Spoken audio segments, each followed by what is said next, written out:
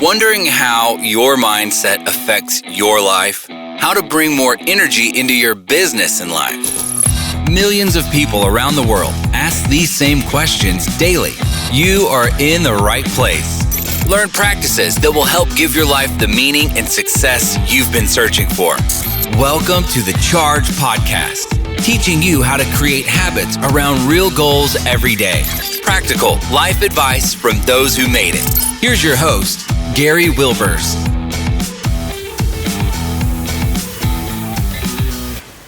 Chargers, we're so glad you decided to join us again this week. How is your year going? Are you accomplishing what you said you would at the beginning of the year? Well, maybe there's one of those areas that you're struggling in, and sometimes it's in our health. And let's be honest, we have a hard time of taking care of ourselves. So today's guest is going to give us some tips that we can really improve our life when we improve our health. And if you've been struggling in this, and maybe you started out strong, but now you're struggling a little bit, we are going to help you with that today. And today my guest is Nick Baker. He's from a small town in Oklahoma and began his journey when he was 15 years old. Nick was very shy, overweight, and an unhealthy teen and was looking for a change. He was inspired to work out after watching a TV personal trainer and motivator. It was like the trainer was talking to Nick, and Nick was ready for change. He took responsibility for his health and also discovered his faith in God that summer.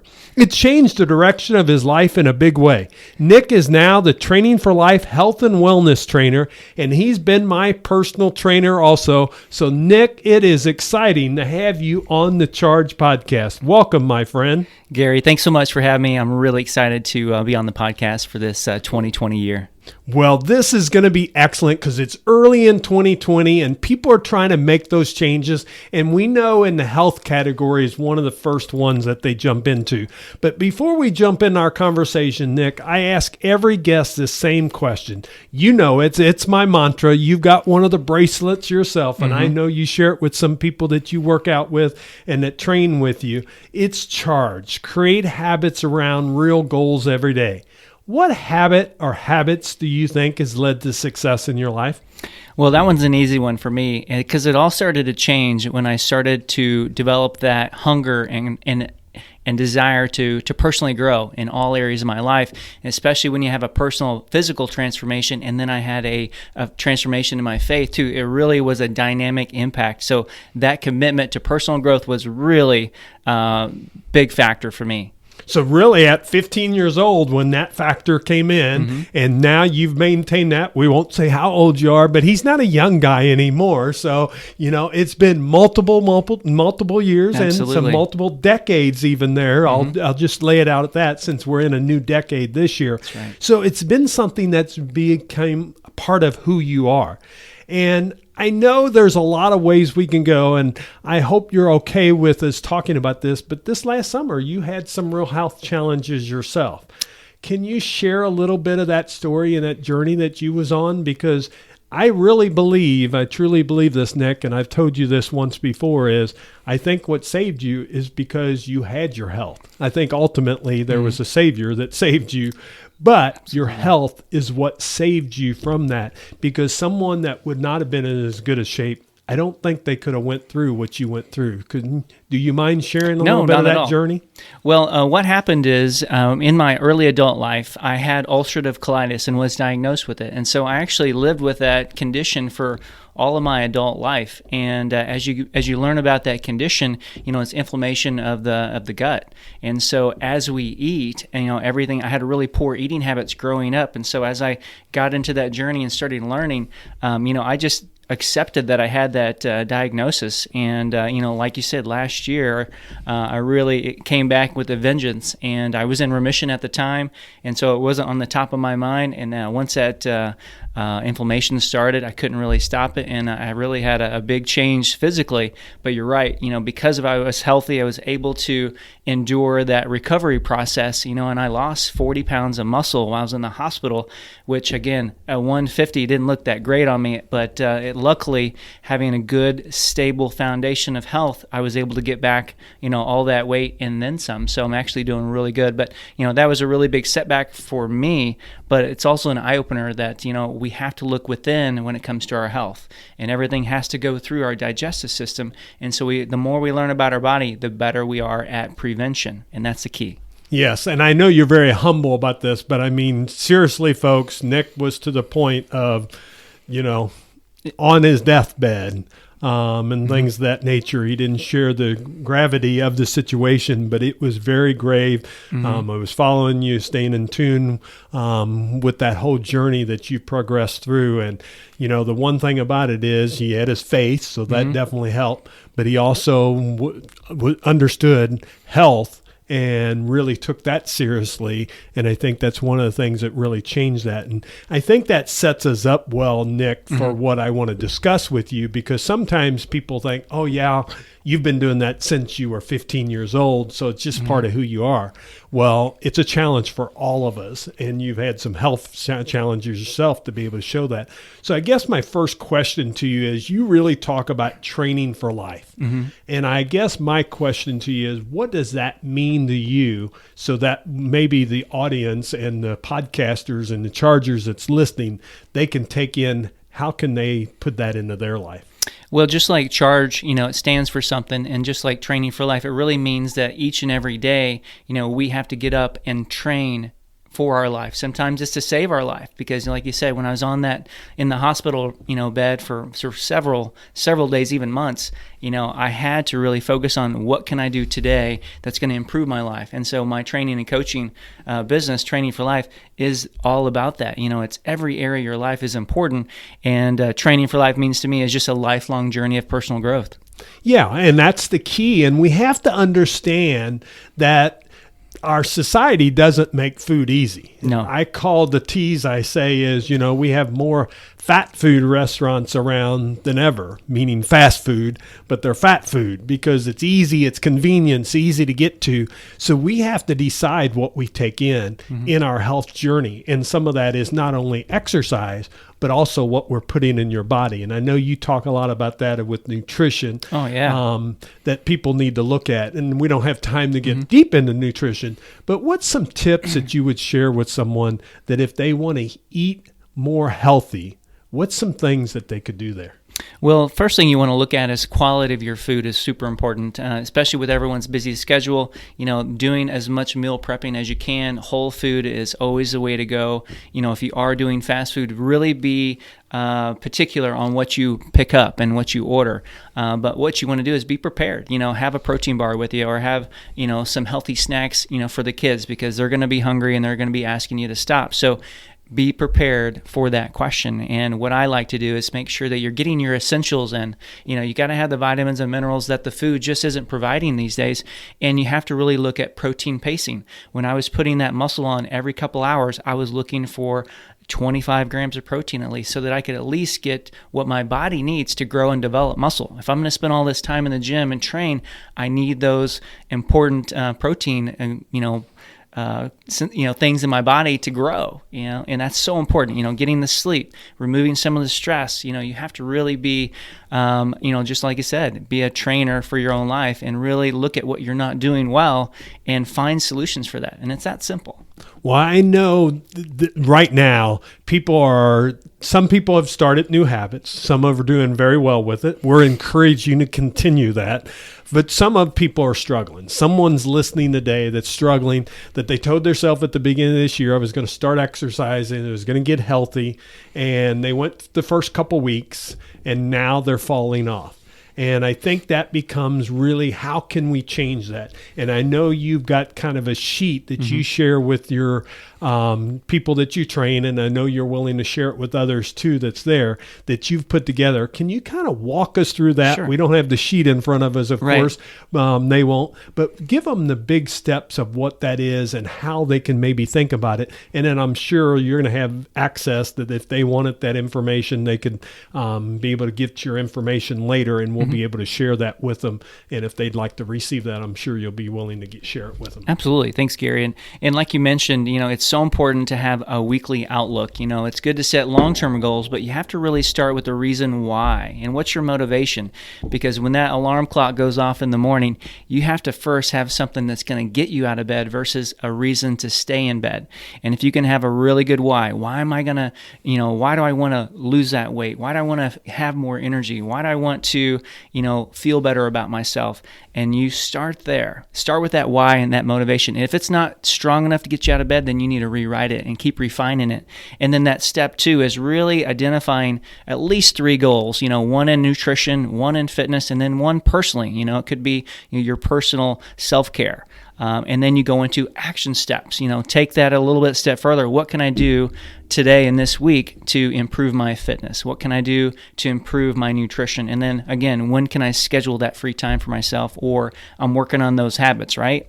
And then it gets down to an easier part is where you actually put everything on a graph and chart your progress, just like you would anything, just like you're playing golf. You have to have a scorecard. So for yourself, if you want to really hold yourself accountable, write those healthy habits down and then score those each and every day, all the way through Sunday. And you can actually see what you accomplish, and it's actually motivating throughout the week if you have that in front of you and you have an accountability partner is always required. If I'm not coaching them, I'm encouraging them to have somebody that's going to hold them accountable, that's going to support them, and you just repeat that each and every week. Refine those goals, refine that why, and again, what you're not doing well, you really make that a goal that next week. So you're not going to be perfect, but you're going to make progress if you stay accountable. Yeah, and what you're doing is you're tracking, you're showing some accountability with another person. If it's not a trainer, then it's someone that will show up and will hold you accountable. And when you don't, you have some sort of little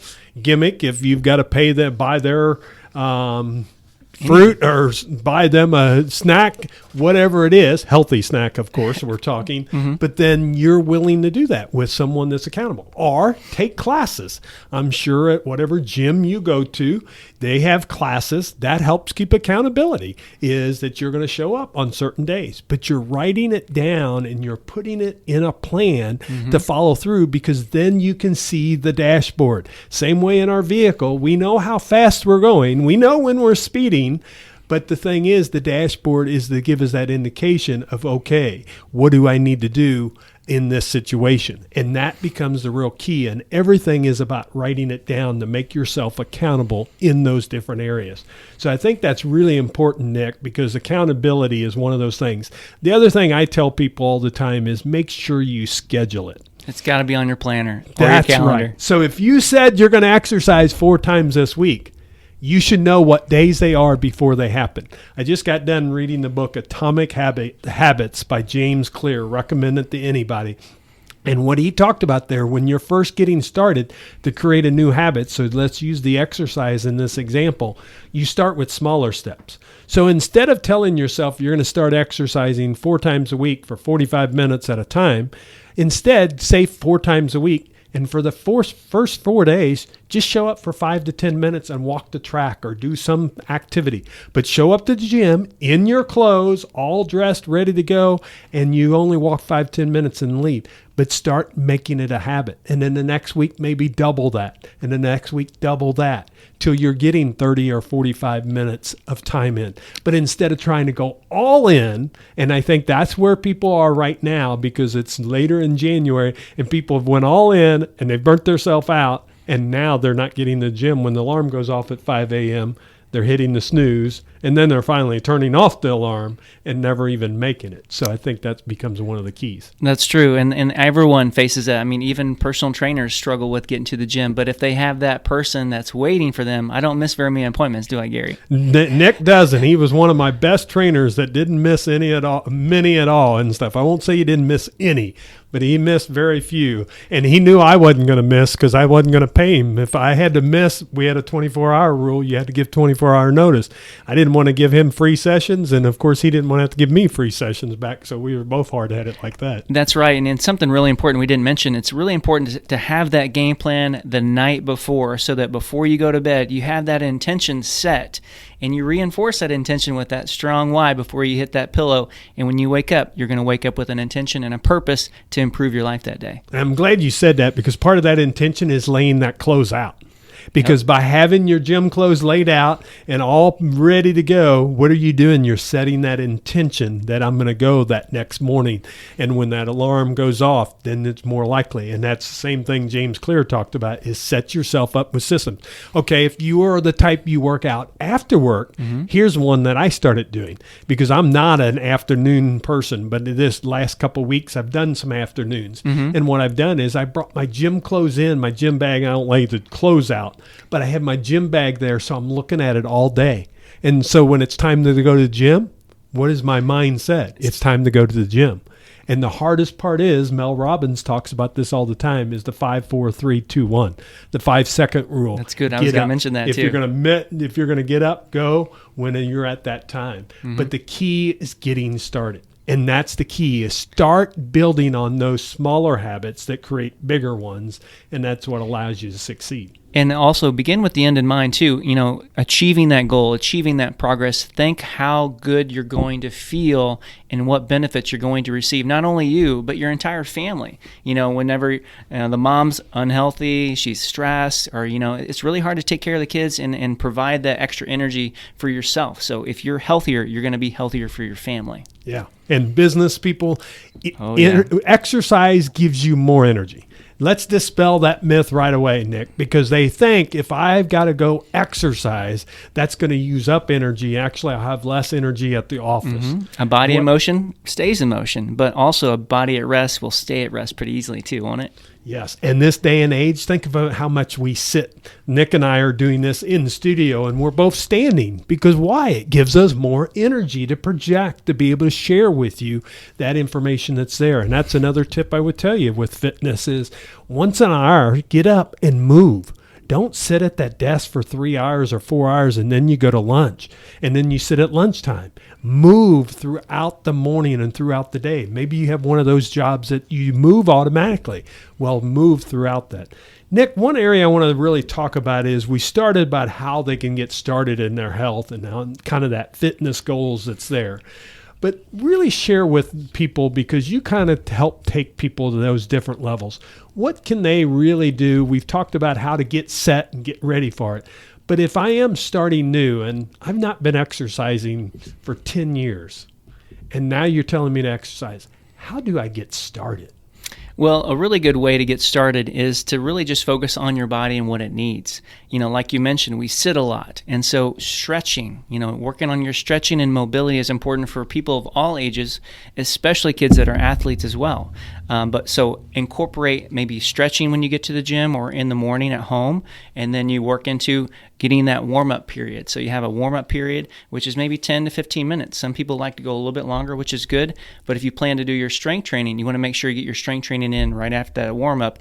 And so really all your energy goes to building muscle. And whenever you look at your body, you want to look at it in different areas. You have back, you have chest, you have your legs. Those are your major muscle groups. And then you get into your arms and shoulders. And so those things you want to basically each week, if you're going to be in the gym 3 days a week, make sure you're getting every area of your body, because you don't want to avoid certain areas because you'll create weaknesses or imbalances. So if you're really tight and you need to stretch, then spend more time stretching and less time doing cardio. If you're already, you know, in that leaner, or if you're trying to lose weight, you know, it's okay to do longer cardio, but still get that strength training in because your body needs that. So just to keep it simple is, you know, get to the gym and stretch and kind of get loosened up. Warm up on the cardio, can be fairly aggressive, and then get into that strength training, and at the end maybe work on that core, and again maybe do some more stretching. So keep it simple. Yeah, I think keep it simple, but I think sometimes people get worried or concerned about that. Well, you know, I don't want big arms, I'm not in that anymore.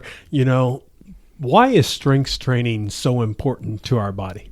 Because if you don't use it, you will lose it. And so if you're not utilizing, doing push-ups or doing pull-ups or doing pull-downs, those muscles are going to be weak. And if you're in life and you have to move something or you have to get yourself up, you're going to notice a decline in your performance. So your overall daily performance is dependent on your strength.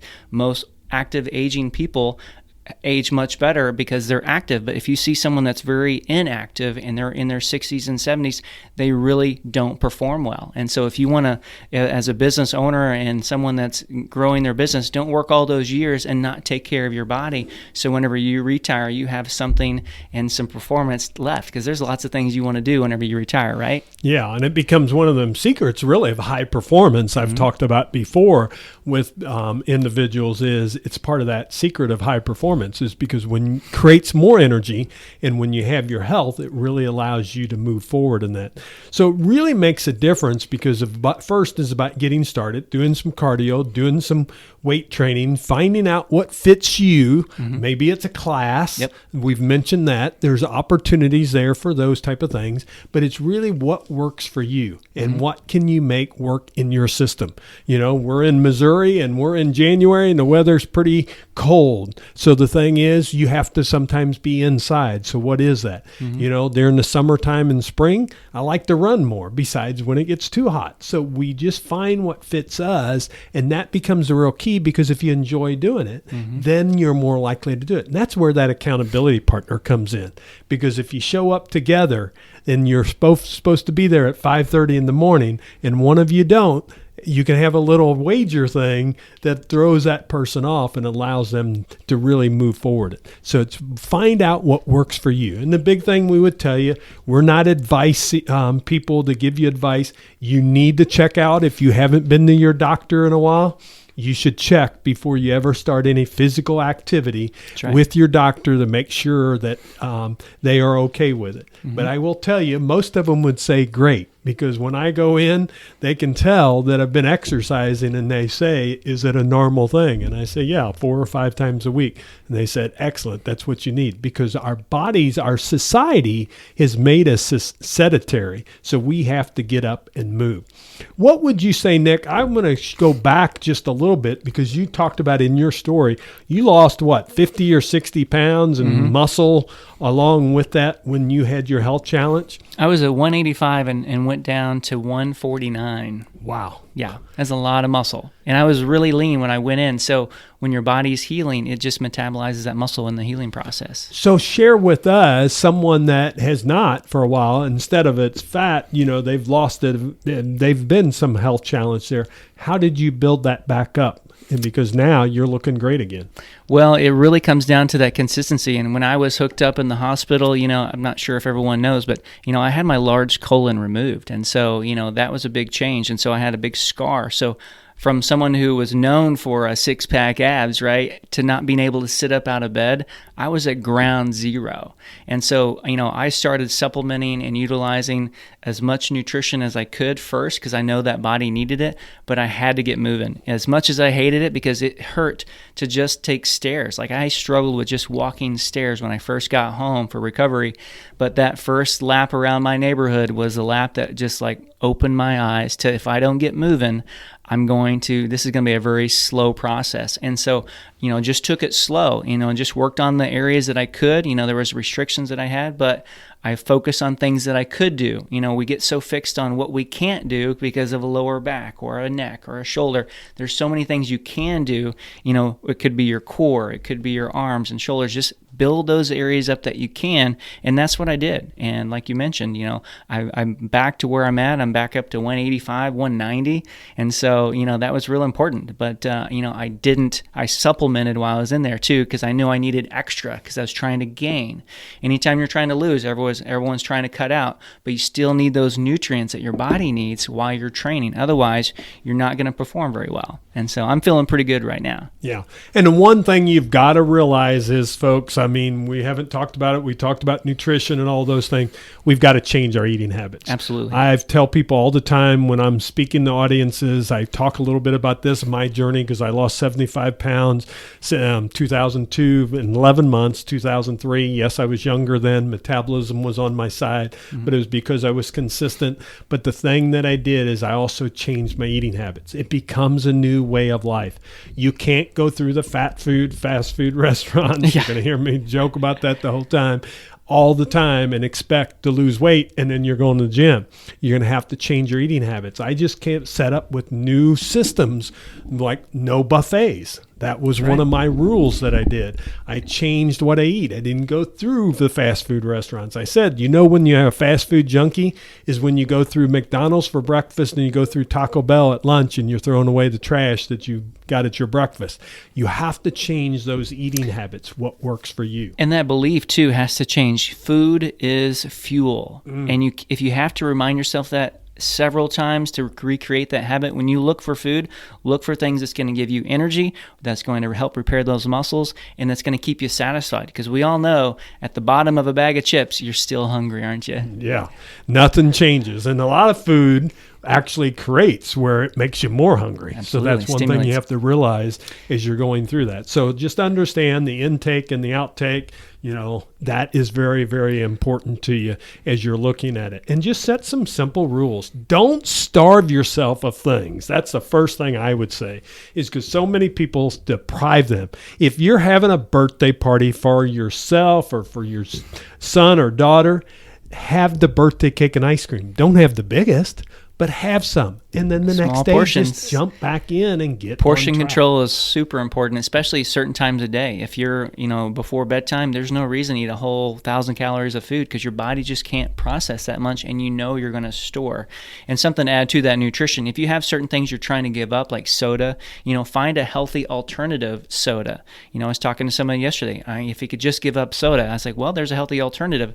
Look for those healthy alternatives in even the chips. There's healthy version of chips. There's healthy versions of everything, even noodles. So be a student of health and nutrition. Yeah, and that's one of my goals this year is I want to learn more about nutrition because I just don't feel like I know enough about nutrition. So become that student that Nick talks about. And that's one of my goals that I've got personally, to be able to go see a nutritionist and then they'll read some books that talks about nutrition so I understand it a little bit better.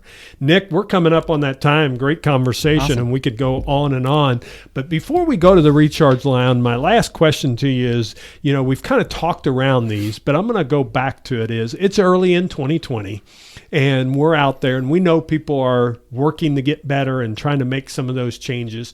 Share with them your 3-step plan that you would say if you were just getting started again, which you've done this fall, but you did it in a different way, and they were getting started and they've struggled with weight for 10, 15 years. What were those 3 things that you would suggest to them to get started, and how would you progress to move forward? Well, most importantly, I really encourage that strong why. So that's step 1. You have to really identify why, share it with your family, share it with your friends, share it with your mentor so that they know that you're serious. And write it down. Write it down. You want to read it before you go to bed, read it until you wake up, because you want that to be a part of your statement for 2020. You have to. If you don't, you're just waiting for that the feel good, and then I want to do things. Step 2 is going to be you got to write your goals down. You got to write realistic goals that are smart, measurable, attainable, realistic, time sensitive.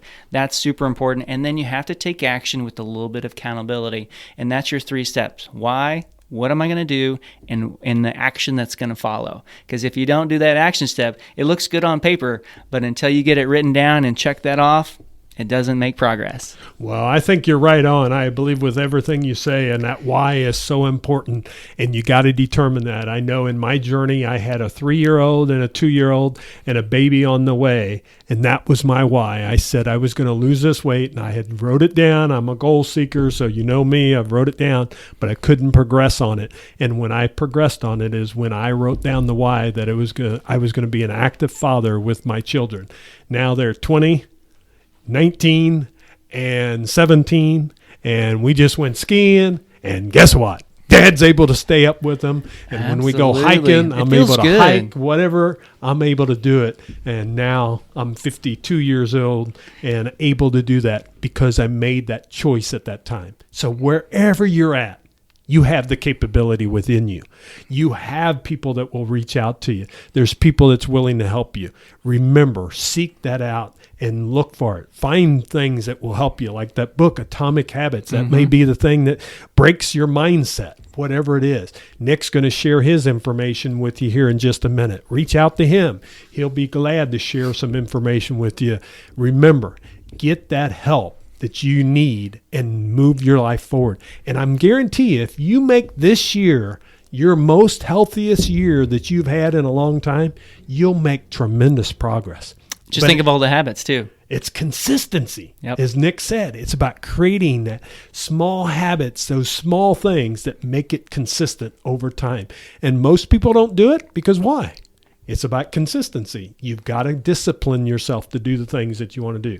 Nick, before we go on to the recharge round, why don't you share with them how they could reach out to you and connect with you? Sure. If you want to, I'd love to give you guys a 15-minute free phone call that's going to give you, just some insight for healthy solutions for 2020. Send me an email at trainingforlifewithnick@gmail.com, and then we'll schedule a little phone call, and then you'll get that form that you can use each week. And then again, your goal is to just keep progressing, being consistent and accountable.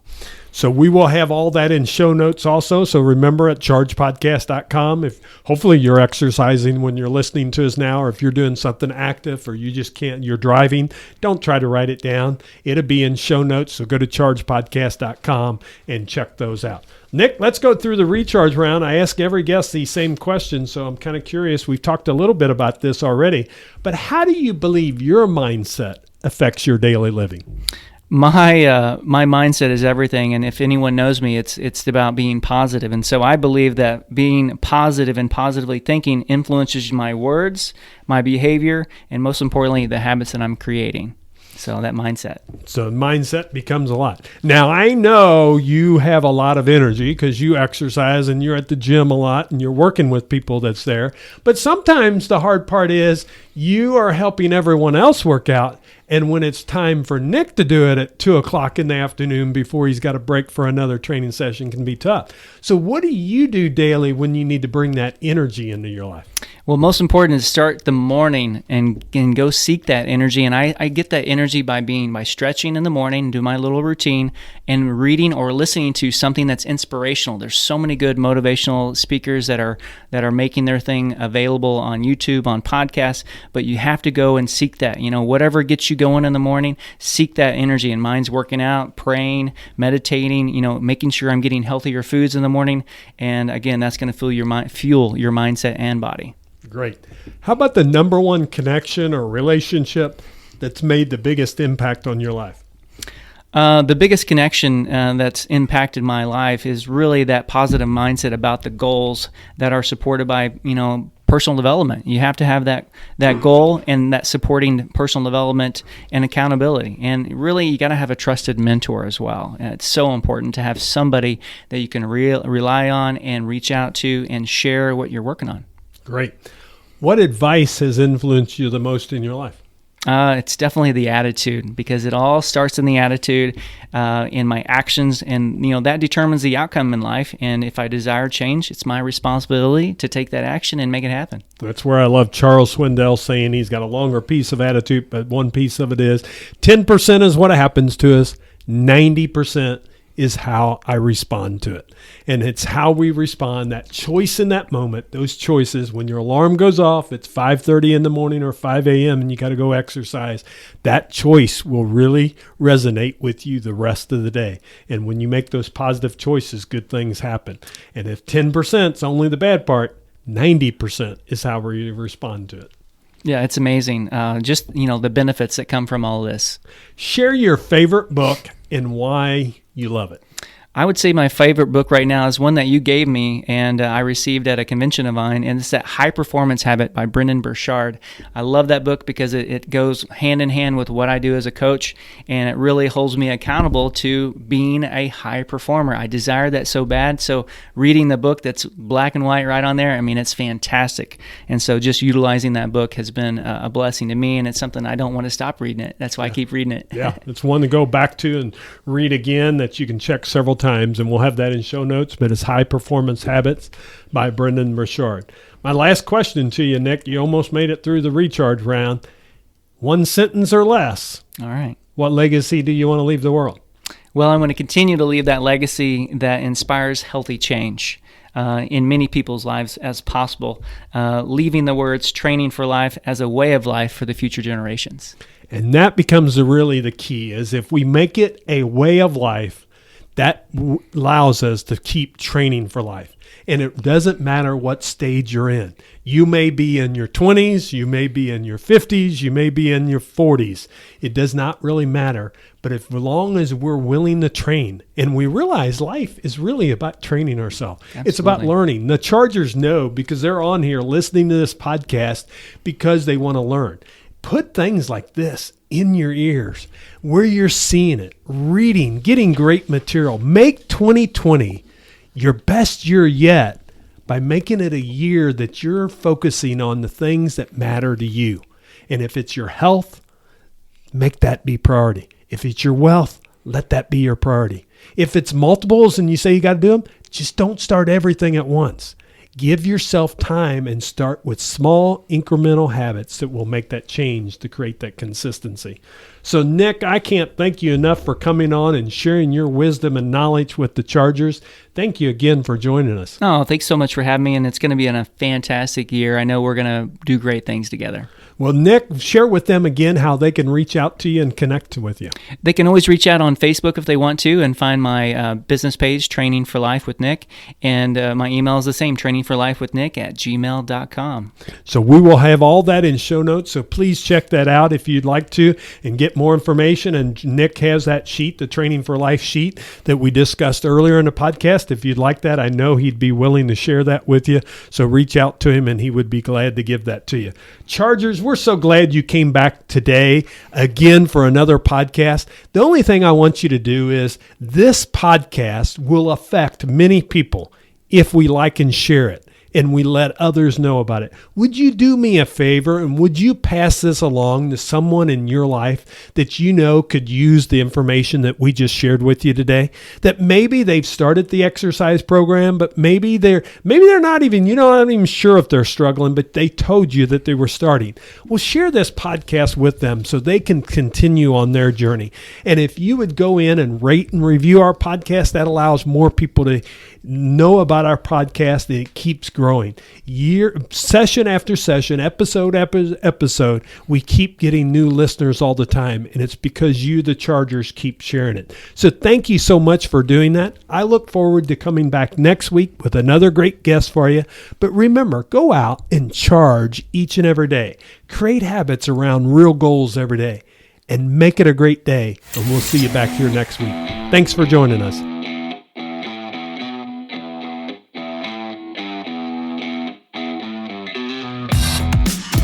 This podcast is ended, but your life doesn't just stop. To continue your inspiring journey, head over to chargepodcast.com and access all the tools and resources mentioned on today's show. If you enjoyed this episode, consider sharing with somebody who may also benefit from the advice provided. That's chargepodcast.com. Until next time, charge in business and life.